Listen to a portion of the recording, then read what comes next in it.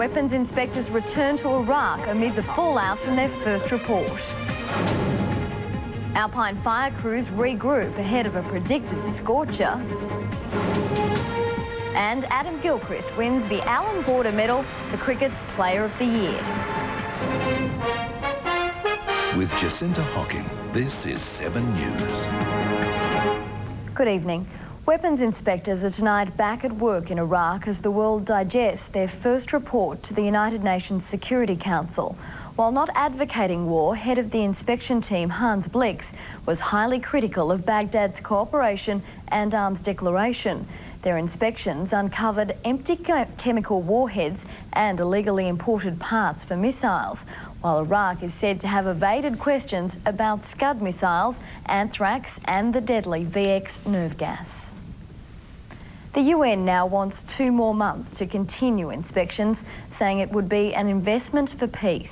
Iraq is promising more cooperation, although it has threatened to retaliate against US troops wherever they start their aggression, and that could mean Kuwait. For now, all eyes are on US President George W. Bush, who's due to deliver his State of the Union address tomorrow.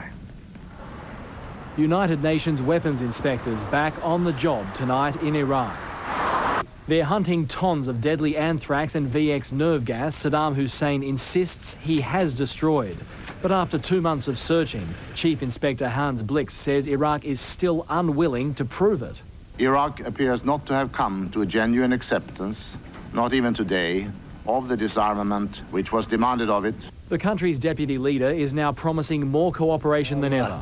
We promise to be more forthcoming in the future, replying to all their needs. Tariq Aziz also wants more time, and even if an increasingly impatient America won't listen to him, it's difficult to ignore the other 4 permanent members of the UN Security Council: France, Germany, Russia and China. We have started this process, and there's no clear reason to stop it. If the United States and its friends, the United Kingdom and now Australia, decide to take action without UN authority, that's illegal and could lead to an extraordinary catastrophe. Prime Minister John Howard wants to give the inspection process more time, but not much. With Australian forces already in the Gulf and more on the way, he's warning Saddam Hussein of serious consequences if he continues to refuse cooperation. If they don't do that, then they will deliver an enormous blow to the authority and the prestige of the United Nations. This was and is the final opportunity to Iraq to comply fully. If he's worried, Saddam Hussein isn't showing it, as Iraqi television showed soldiers vowing to fight to the death and protests by Iraqi civilians.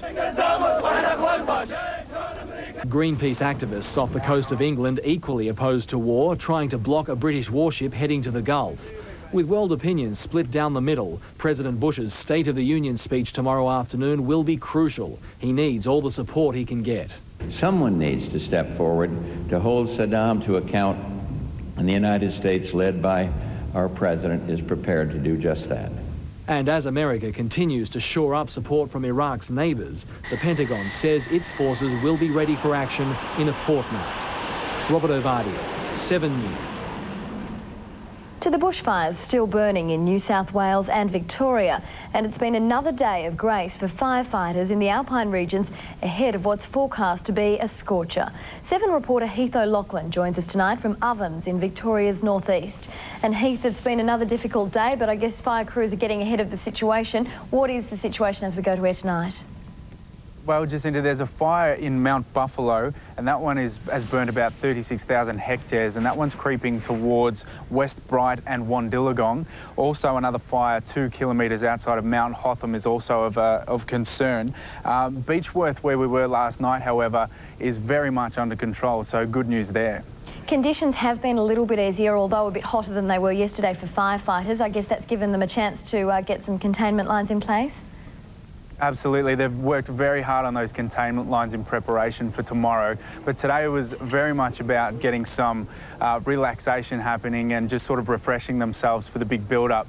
The South Australian troops are on the front line today. There was 114 of them who replaced our Victorian troops.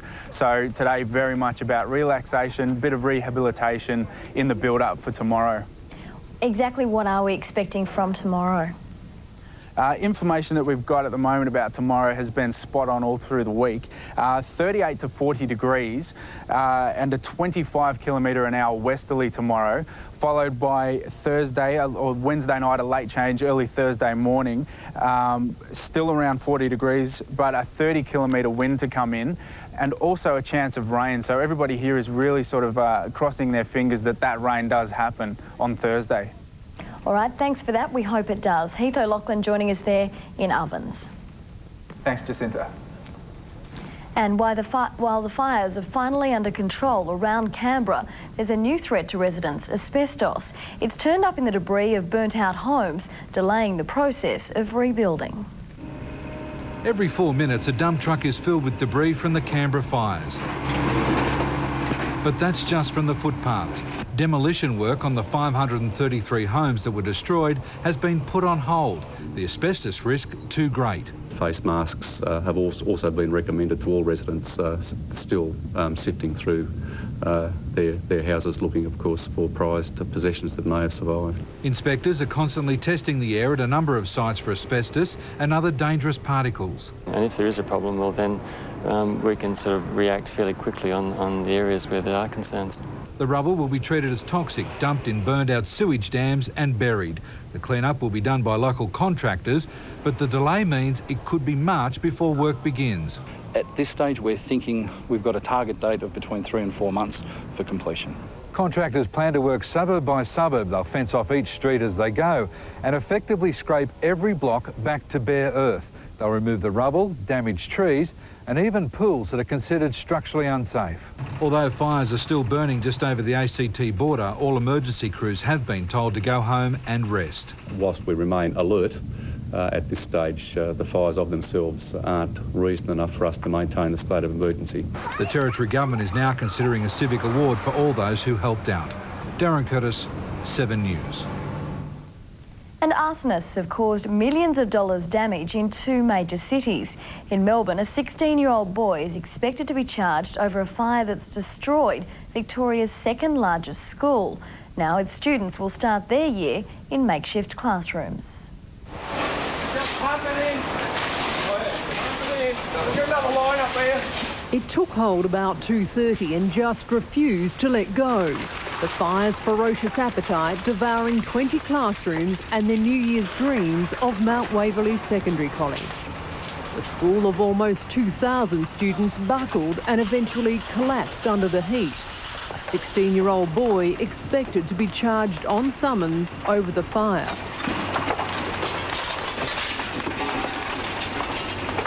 A crumpled mess and a $4 million damage bill, the grim greeting for students returning tomorrow. We've been here for 5 years. There isn't 1 year left.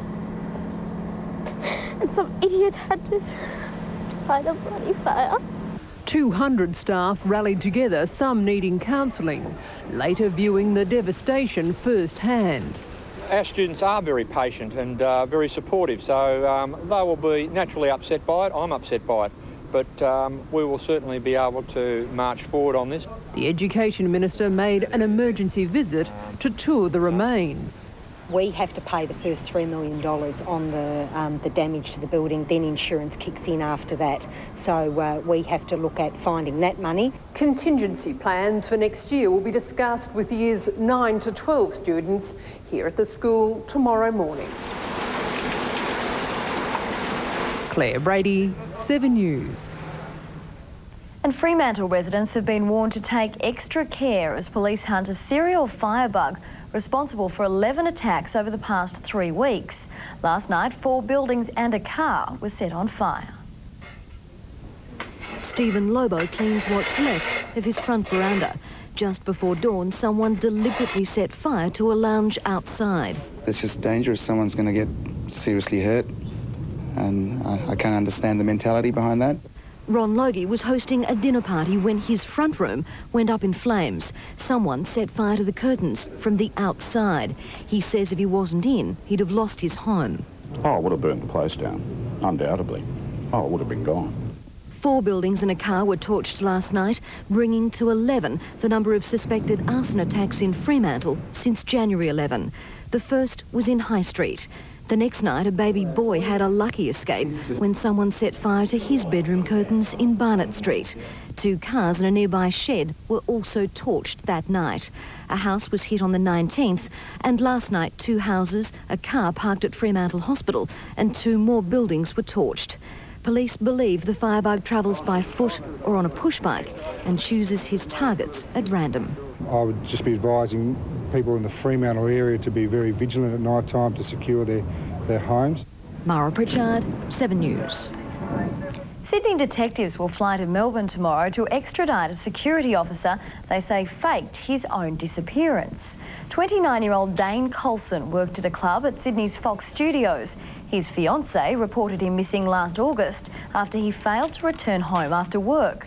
Bloodstains were found inside Colson's abandoned car, but a routine check of Centrelink records revealed he was in South Australia, later moving to Melbourne. He was arrested today for public mischief and will face a Melbourne court tomorrow. The skipper of a Liberian cargo ship has appeared in a Brisbane court over a 100-kilometre oil slick on the Great Barrier Reef.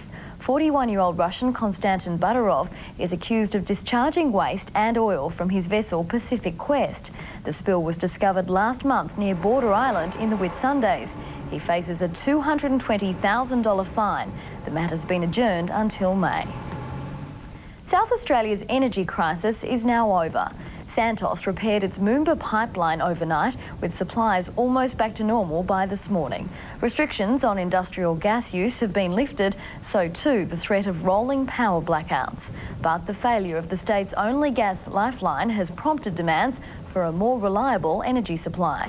A second gas pipeline is under construction and will link Victoria's offshore gas and oil fields with Pelican Point Power Station.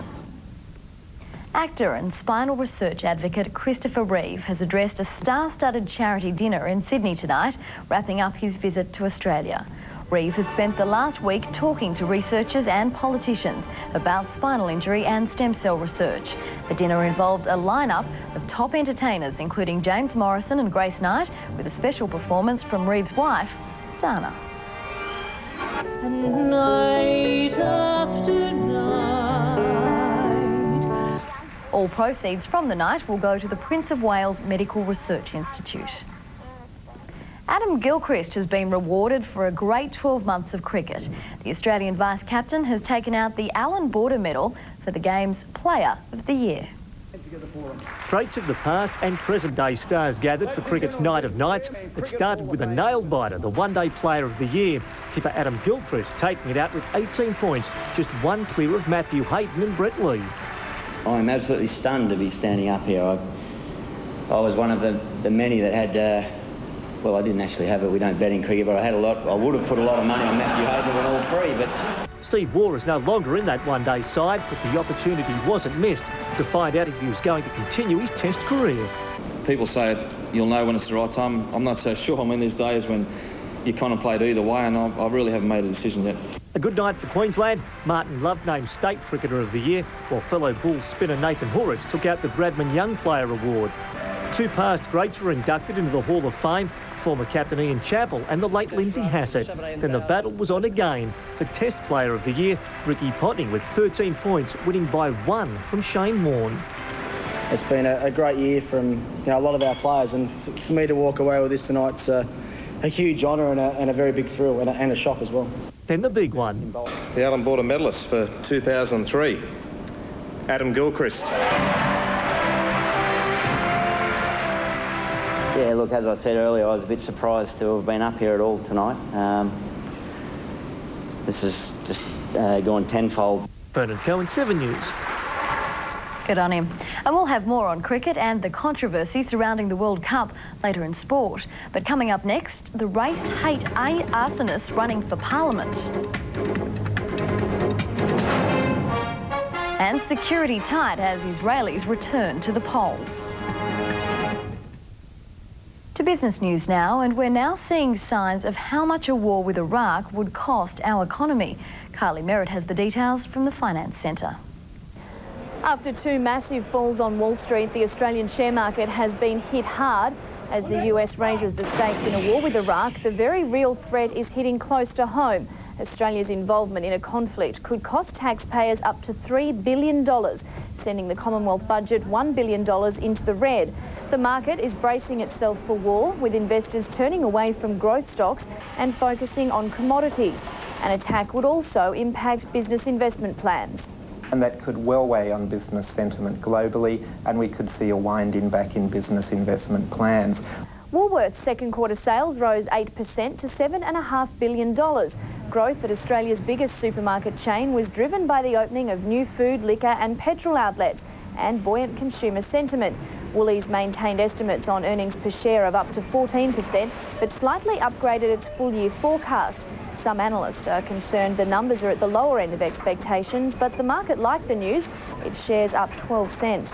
Briefly, in other business news, in a draft decision, the ACCC has approved a joint venture between BHP Billiton and POSMAC to develop an emerging iron ore field in Western Australia. Incitec's board is recommending shareholders accept Orica's bid to buy the remaining 23% of the company it doesn't already own. And Foster's has crushed speculation it's about to follow Southcorp and issue a profit warning. Our share market finished lower. The All Ords lost 59 points and the ASX 200 dropped 61. AMP shares slumped a further 4% to another record low. The Australian dollar buys 58.8 US cents, 69 Japanese yen and 36 British pence. Gold is trading at $367 US an ounce, oil's at 32 US a barrel, and overseas most Asian markets were lower. And that's all from the Finance Centre. Good night. Thanks, Kylie. Convicted race-hate arsonist Jack Van Tongeren has launched a campaign to run for the Senate at the next federal election. Since his release from a Perth prison, Van Tongeren has relaunched his Australian nationalist movement and plans to have it registered as a political party. Just like the A&M's anti-Asian immigration campaign of the 80s, Jack Van Tongeren's foray into mainstream politics has begun with street posters, hundreds of them. The Australian Nationalist Workers Union will in due course be registered as a political party. The campaign that has begun is a campaign for the Senate for a number of us, including myself. Still unashamedly racist, Van Tongeren insists there's much more to his union, with a platform of anti-globalisation, nationalist socialist economics, civil rights and alternative technologies. There is a far better world, a far better system under us than exists today. Van Tongeren served 13 years behind bars for his 80s firebombing campaign, but he's now renounced violence. We'll be watching Mr Van Tongeren, who has got a serious record for racial vilification and race-hate actions. If any of his political campaigning offends the criminal code, he'll be charged. To register the A&M as a political party, it must have 500 paid-up members. The Electoral Commissioner will then call for any public objections. Under state laws, convicted felons can't run for Parliament, but federally, any criminal, even murderers, can stand for office so long as they've served their sentence. I think the federal government need to toughen up their laws to keep serious criminals out of the Commonwealth Parliament. The A&M may end up running Senate candidates in several states. And you never know. We might end up controlling the whole balance of power in the country. Neil Poe, 7 News. To world news, and Israelis have started voting in their country's general election. Security is extremely tight in response to a flurry of warnings Palestinians would use violence to disrupt the poll. Israeli authorities are taking no chances. Before dawn, soldiers man checkpoints. 25,000 troops and police have sealed off the West Bank and Gaza Strip to stop Palestinians entering Israel. The first voters were searched in a scene that will be repeated all day at polling booths across the country. Prime Minister Ariel Sharon was up early to cast his vote. It's a poll he's tipped to win, thanks to his hardline stance against Palestinians. He called it a day of democracy and urged the citizens of Israel to use their democratic right and vote. Apathy could be Sharon's biggest challenge. This is the fourth election in 7 years, and a low voter turnout is expected. Opposition leader Amram Mitzner takes a softer line on the Palestinian issue and has suffered as a result. Labor's only expected to win 18 of the 120 seats, compared to 30 for Sharon's Likud.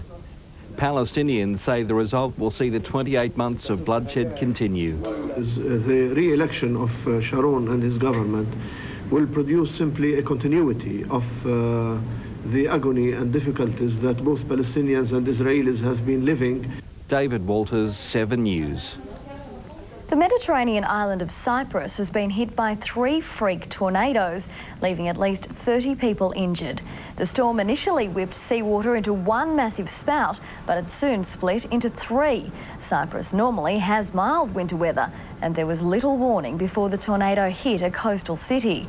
The twister flipped cars, destroyed shops and brought down trees and power lines. Most of the injured needed hospital treatment after being hit by flying debris. And I'll be back with all the latest in the sports news coming up after this break.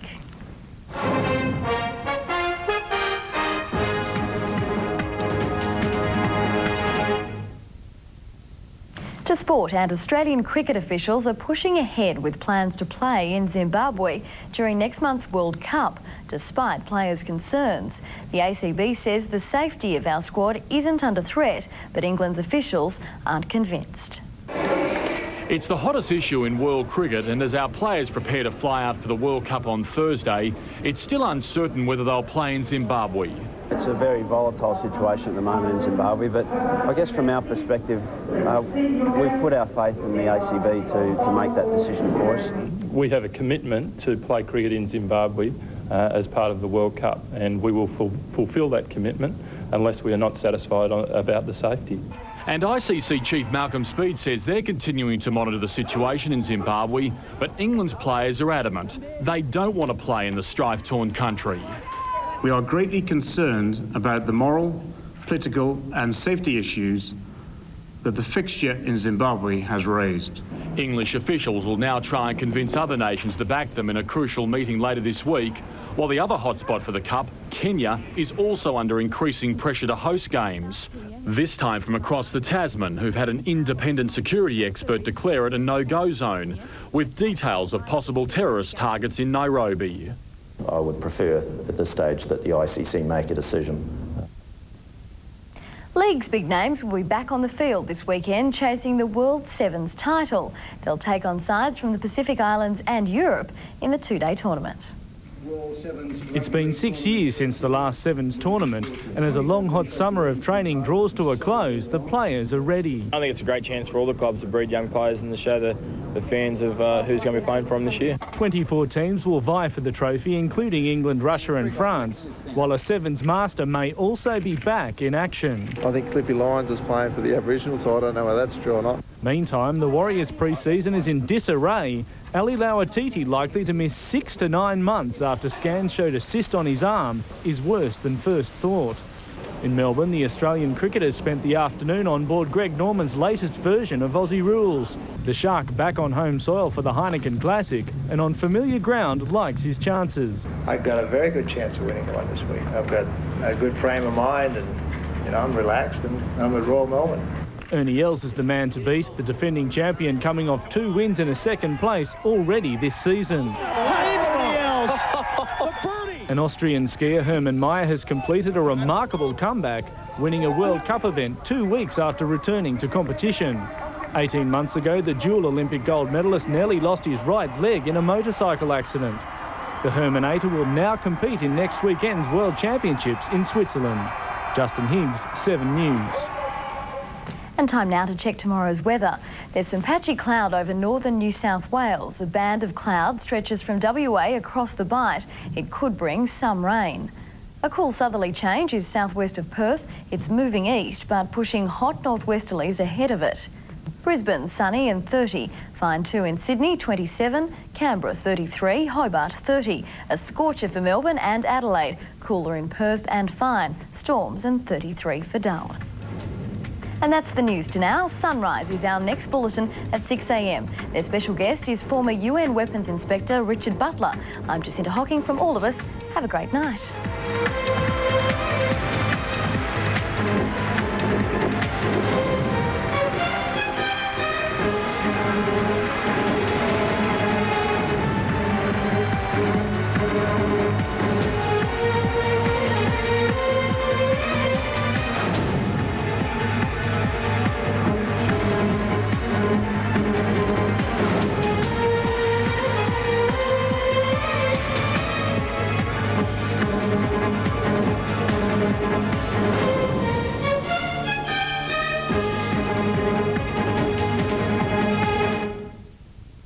Ribbon magazine, the magazine that will mean something special to everyone. For you, it means great reading, fashion, celebrity, beauty, home, travel, and health news about breast cancer research. For everyone, it means 100% of profits go to the National Breast Cancer Foundation to fund vital research.